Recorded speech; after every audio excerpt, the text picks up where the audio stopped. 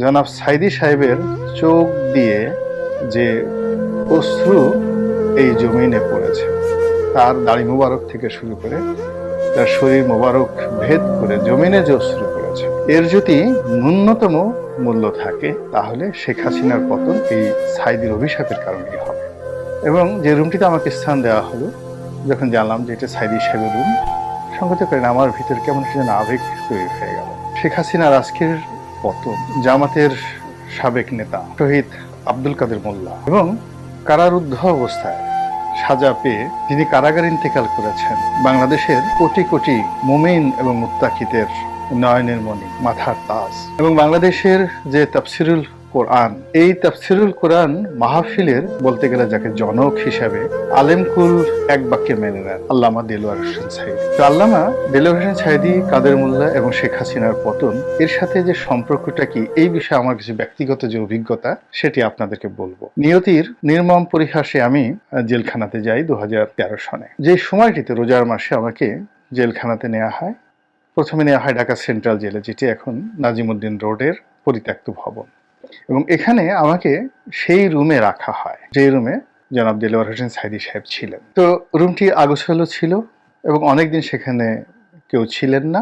পাশের রুমে সেই যে জনাব পিন্টু, তিনি ছিলেন বিএনপির যে নেতা এবং সাবেক মন্ত্রী।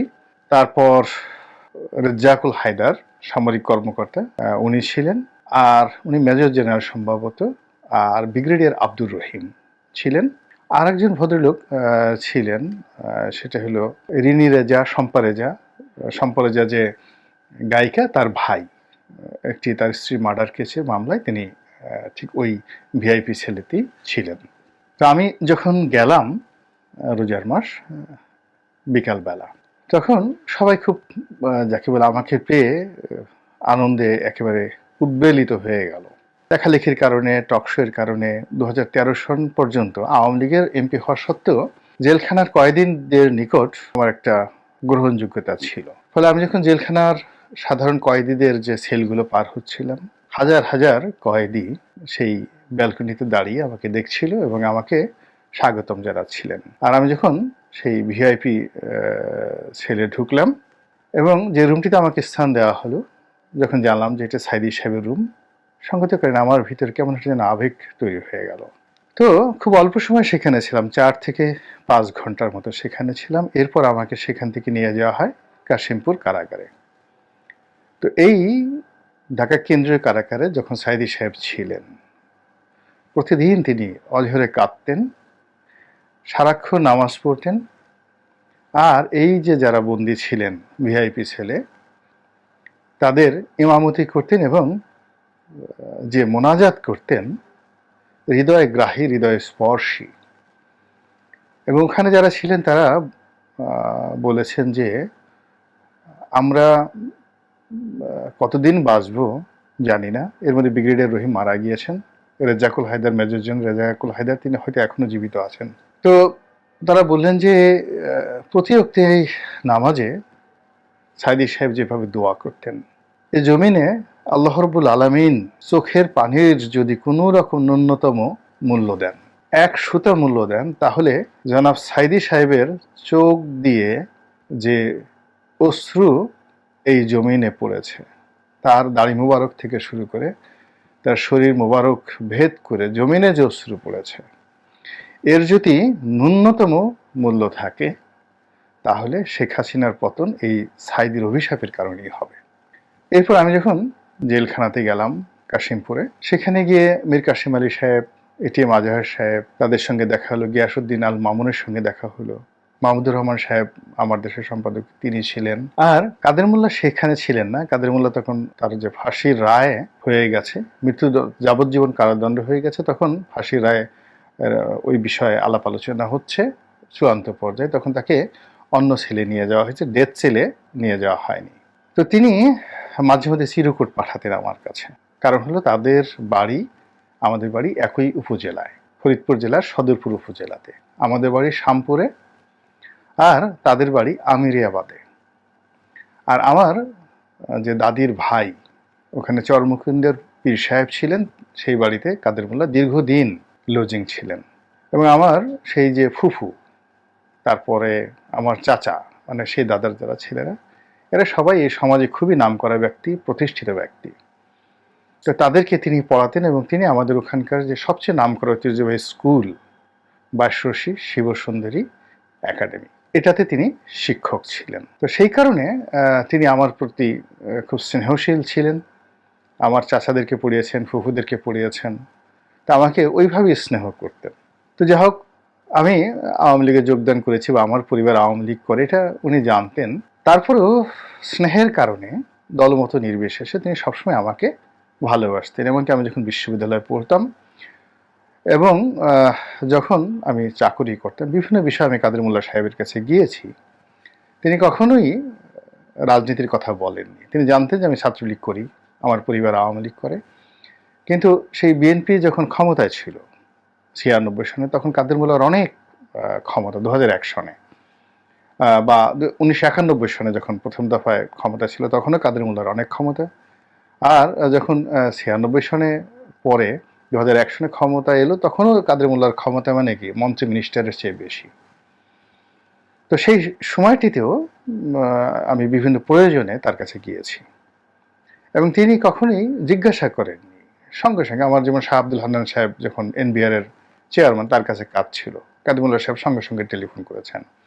সালাউদ্দিন কাদের চৌধুরীর কাছে কাজ ছিল, গিয়াসউদ্দিন কাদের চৌধুরীর কাছে কাজ ছিল, যখন যেখানে দরকার তিনি সেটি করেছেন। ফলে এই সম্পর্কটা তার সাথে আমার অনেক আগের থেকে ছিল এবং সেই কারণে তিনি, ওই আমি জেলখানাতে ছিলাম, তিনি সিরিকোট পাঠাতেন, তারপর শেষে আমরা তার জন্য খাবার পাঠাতাম এখান থেকে। আবার তিনিও মাঝে মধ্যে খাবার পাঠান। তার যে সেবক ছিল, তো কাদের মোল্লার তো ওষুধপত্রগুলো আমাদের ওখানে ফ্রিজ ছিল, সেই ফ্রিজের মধ্যে তিনি সেটা রাখতেন। তো কাদের মোল্লা সাহেব যখন ঈদের দিন উন্মুক্ত করে দিয়েছে নামাজ পড়ার জন্য, তিনি সকালবেলা, আমি ঘুমিয়ে আছি দিনের সকালবেলা, এসে একটা ধাক্কা দিয়ে তিনি আমাকে উঠিয়ে ফেললেন। ধাক্কা দিয়ে তিনি আমাকে উঠিয়ে ফেললেন। উঠানোর পর তিনি বললেন যে, আরে তুমি মিয়া আসছো, আওয়ামী লীগ করো, তোমার যে মানে চিন্তা চেতনা বা তোমার যে চরিত্র, তোমার যে লেখাপড়া, তুমি তো আসলে আওয়ামী লীগে থাকতে পারবা না, তুমি আওয়ামী লীগ করছো কেন, তোমার আসলে জামাত করা উচিত। আমি বললাম যে, মোল্লা ভাই আপনি এটা কি ধরনের কথা বলেন, আপনি জামাত করে এখন ফাঁসির আসামি, আর কদিন পরে আপনার ফাঁসি হবে, আপনার দলের লোকজনের এই দুরবস্থা, আর আপনি আমাকে এই কথা বলতেছেন। তো উনি স্বভাবসুলভ হাসি দিচ্ছিলেন এবং বলছেন, না তোমার সাথে অনেক কথা আছে, তুমি এই সমস্ত বাদ দাও, কি ফাঁসি ঠাসি, এই সমস্ত যা হয় হবে, সেটা পরের ব্যাপার, আদর্শ তো এটা বড় ব্যাপার। তা আমি বললাম, ভাই আমি গোসল করে এসে একটা দলে, আপনি বসেন, তারপর আপনার সাথে কথা বলবো। তো কাদের মোল্লার সঙ্গে আমার আর কথা হয়নি। এর কারণ হলো, আমি গোসল করে আসলাম, এরপরে আমাদের নামাজ হলো, আমাদের যখন খাবারের আয়োজন হবে, উনি আমাদের সঙ্গে খাবারে বসবেন, ঠিক এই সময়টিতে জেলের যারা কর্তা ব্যক্তি, জেলার ছিল সুভাষ, আর ওখানে যিনি জেল সুপার তিনি ছিলেন জাহাঙ্গীর, তিনি আবার আমাদের সাথে দেখা করতে আসবেন। এই জন্য কাদের মোল্লাকে সেখান থেকে সরে যেতে বলা হলো এবং তিনি মুখ খাবার না খেয়েই মুখ কালো করে সেখান থেকে চলে গেলেন। তো মনটা খুব খারাপ হয়ে রইল আমাদের সবার ঈদের দিন। জেলের লোকজন আসলো, স্যার স্যার কথাবার্তা বললো, কিন্তু আমরা কাদের মোল্লার যে সান্নিধ্যটা, এটা কল্পনা করছিলাম। তো যাই হোক, আমি যেদিন জেল থেকে বের হয়ে আসবো, 49 দিন জেল খেটে আমি বের হয়ে আসলাম, তখনই তিনি আমাকে একটি চিরকুট পাঠালেন যে, রনি তুমি তো জানো আমি কে, এবং তুমি জানো যে মুক্তিযুদ্ধের সময় আমার ভূমিকা কি। যদি তোমার দয়া হয় বা কখনো যদি সময় হয়, তুমি এই কথাটা বলো বা লিখো, যেহেতু তোমার লিখার প্ল্যাটফর্ম আছে, যে আমি সেই কাদের মোল্লা নেই, কসাই কাদের আর কাদের মোল্লা এক মানুষ নয়। তা আমি এটা পেয়ে খুব আবেগপ্রবণ হয়ে গেলাম এবং আমি স্থানকাল পাত্র ভেদে জেল থেকে বের হয়ে এই কথাটা একটা ফেসবুকে স্ট্যাটাস দিলাম, আর সারা বাংলাদেশ এটা রীতিমতো একেবারে ভাইরাল হয়ে গেল। তারপরে কাদের মোল্লাকে নিয়ে যে সকল কথাবার্তা শুনেছিলাম মীর কাসিম সাহেবের নিকট, গিয়াসউদ্দিন আল মামুনের নিকট, সে সকল স্মৃতি, তার ভালো খাবার, তার চরিত্র, তার চমৎকার গান গাওয়ার অভ্যাস, চমৎকার গলায় তিনি রবীন্দ্রসঙ্গীত গাইতেন। তো এই বিষয়গুলো নিয়ে আমি লিখেছিলাম, কিন্তু যেখানে আমার সবচেয়ে কষ্ট লাগে আজকে, সেটি হলো তিনি বলছিলেন যে শেখ হাসিনার সঙ্গে তার খুব ভালো সম্পর্ক, এবং তিনি শেষ পর্যন্ত বিশ্বাস করেছিলেন একেবারে শেষ দিন পর্যন্ত যে শেখ হাসিনা তাকে ফাঁসিতে লটকাবে না। এর কারণ হলো জামাতের সঙ্গে যখন আওয়ামী লীগের সম্পর্ক ছিল, রাজনৈতিক ঐক্য ছিল, সেই সময়টিতে জামাত এবং শেখ হাসিনার মধ্যে ব্রিজ হিসেবে কাদের মোল্লা সাহেব কাজ করতেন। এর কারণ হলো তার বাড়ি ফরিদপুরে। আর যেহেতু তিনি আগে ছাত্র ইউনিয়ন করতেন, রাজেন্দ্র কলেজে যখন পড়াশোনা করতেন ছাত্র ইউনিয়ন করতেন, তো ফরিদপুরে যারা রাজনীতিবিদ তাদের সবার সঙ্গেই তার চরম বন্ধুত্ব। এরপরে যখন তিনি সাংবাদিক হিসেবে চাকুরি করেছেন এবং বঙ্গবন্ধুর জামানাতে যখন তিনি ঠিক ওই রাইফেলস পাবলিক স্কুল অ্যান্ড কলেজের তিনি প্রিন্সিপাল ছিলেন, ভারপ্রাপ্ত প্রিন্সিপাল ছিলেন। স্বাধীনতার পরপর তিনি উদয়ন স্কুল, যেটা বিশ্ববিদ্যালয়ের মধ্যে, সেখানে শিক্ষকতা করেছেন, এবং সাদেকা হালিম তার সরাসরি শিক্ষিকা ছিলেন। এই জগন্নাথ ইউনিভার্সিটির যখন ভাইস চ্যান্সেলর, সাদেকা হালিমের সরাসরি শিক্ষক ছিলেন। তো সাদেকা হালিম আমাকে একদিন বলতেছিল, আমার রুমা আপা বলি, তো আমি বললাম যে আপা তুমি জানো, বলে যে রনি তুমি কি বলো, উনি তো আমারও টিচার ছিলেন, তো উনি কি সেই কাদের মোল্লা? মানে সে নিজে অবাক হয়ে গেল, আমার তো এটা মানে আমি মিলাতে পারছি না, সে তো আমারও টিচার ছিল। আমি বললাম যে আপু তোমরা তো না জেনেই অনেক কিছু করো। সাদেক হালিম সরকারের একেবারে ঘনিষ্ঠ একজন নেত্রী, তিনি বিশ্ববিদ্যালয়ের শিক্ষক। তো ঢাকা ক্লাবের একটা অনুষ্ঠানে আমাদের মধ্যে সেই ভাব বিনিময় হলো।